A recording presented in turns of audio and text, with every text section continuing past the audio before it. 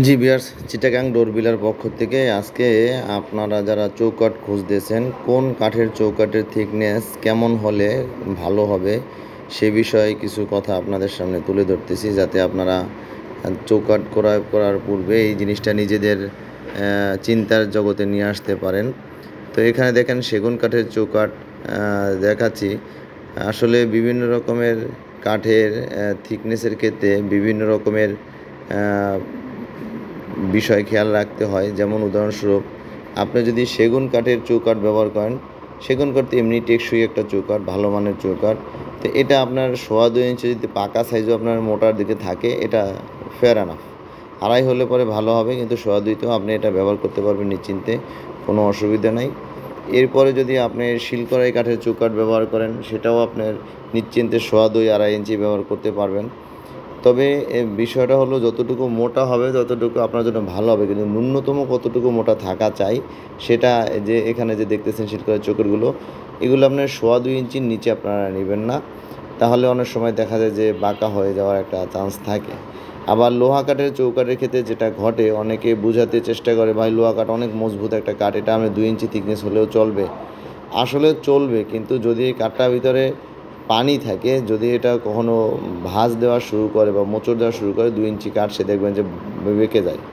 এই জন্য লোহা কাঠের চৌকাঠগুলো আমরা সাধারণত পরামর্শ দিই, যেহেতু এটা শুকাতে খুব বেশি সময় লাগে, এগুলো আপনারা 3.25 ইঞ্চি সম্ভব হলে দিবেন, কারণ এই 3.25 ইঞ্চির চৌকাঠটা কয়েক বছর পরে দেখবেন যে 2.5 ইঞ্চি হয়ে গেছে। এটাই বাস্তবতা। লোহা কাঠের চৌকাঠটা আপনার অনেক বেশি ওয়েট থাকার কারণে এটা শুকাতে অনেক বেশি সময় লাগে, কারণ এই গাছগুলো অনেক মোটা গাছ থেকে আসে। এর ভিতরে আপনার পানি থাকে, কিন্তু সেটা খুব দ্রুত শুকায় না। আর সিজনিং চেম্বারে দিয়েও আমরা লোহা কাঠ শুকাতে পারি না, কারণ লোহা কাঠ সিজনিং চেম্বারে দিলে কিছুদিন পরে ফেটে যায় কাঠটা। তো এরকম আপনার এক একটা চৌকাঠের এক একটা বৈশিষ্ট্য আছে। তো এখন 11 ইঞ্চি চৌকাঠের ক্ষেত্রেও আমরা বলে থাকি, যদি আপনার লোহা কাঠের 11 ইঞ্চি চৌকাঠ নেন, সেক্ষেত্রে মিনিমাম 1.25 ইঞ্চি থিকনেস নেবেন, 2.5 ইঞ্চি পাকা নিতে পারলে আপনার ভালো হবে। তারপরে আরেকটা চৌকাঠ বাজারে চলে, যেটা হলো মেহগনি কাঠ। মেহগনি কাঠ যদি আপনি কাঁচা কাঠের চৌকাঠ ব্যবহার করেন, সেক্ষেত্রে কমপক্ষে অবশ্যই 2.5 ইঞ্চি, উপরে 3.25 ইঞ্চি 3 ইঞ্চি মোটা লাগাবেন যদি আপনি কাঁচা কাঠে লাগান। আর যদি সিজনিং, বয়েলিং ট্রিটমেন্ট এই ধরনের কাঠ লাগান, সেক্ষেত্রে 1.25 ইঞ্চিও আপনার জন্য এনাফ, এটা বাঁকা হবে না, ফেটে যাবে না, ঘুনেও ধরবে না। তো এরকম আপনার কোন কাঠের চৌকাঠটা আপনি ক্রয় করতেছেন, যদি সেটার থিকনেস সম্পর্কে নিজে সন্দিহান থাকেন, আমাদের সাথে কল দিয়ে পরামর্শ নিতে পারবেন। স্ক্রিনে যে নাম্বারটা দেখতেছেন এটা আমারই নাম্বার, আমি সরাসরি আপনার কল রিসিভ করি। কখনও ব্যস্ত থাকলে পরে ওই সময় ধরতে না পারলে পরবর্তীতে ব্যাক করে কথা বলি। আবার ভিডিও শেষেও এক হোয়াটসঅ্যাপ নাম্বার দেওয়া আছে, আপনার কোনো কিছু জানতে চাইলে সেখানে আপনার লিখে পাঠালে আমি উত্তর দিয়ে দেব।